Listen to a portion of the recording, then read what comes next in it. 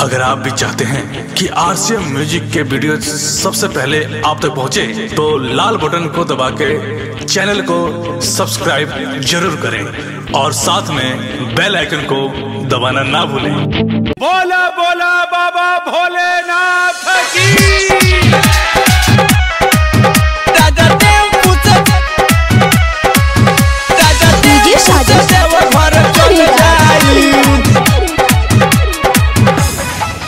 हमर कावर की नदी के काल भइल बा, जाए खातिर देव घर बवाल भइल बा, जाए खातिर देव घर बवाल भइल बा। हमर कावर की नदी के काल भइल बा, जाए खातिर देव घर बवाल भइल बा।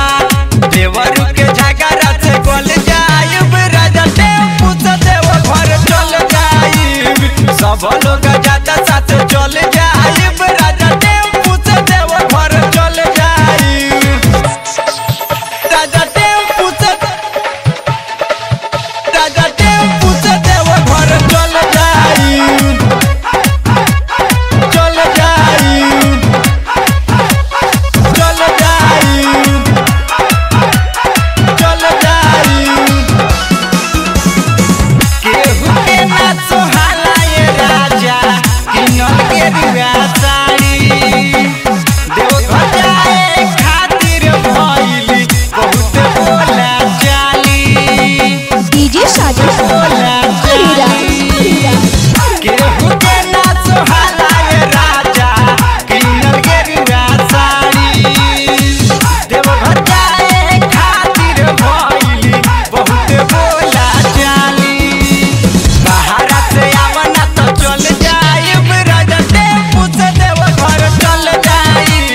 सब लोग जाता साथ चल जाइब, राजा टेम्पू से देव घर चल जाइब, राजा टेम्पू से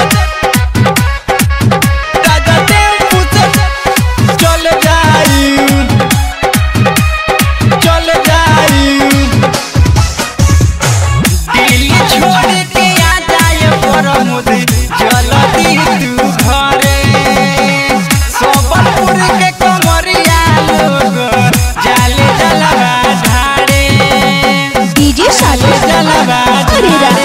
दिल्ली छोड़ के आ जाए परमुदी, जल्दी से घरे, सोबलपुर के कमरिया लोग जाले जलवा ढाड़ी, मुन्ना कांठे यादव साथ चल जाइब, राजा टेम्पू से देव घर चल जाइब, सब लोग जाला साथ चल जाइब।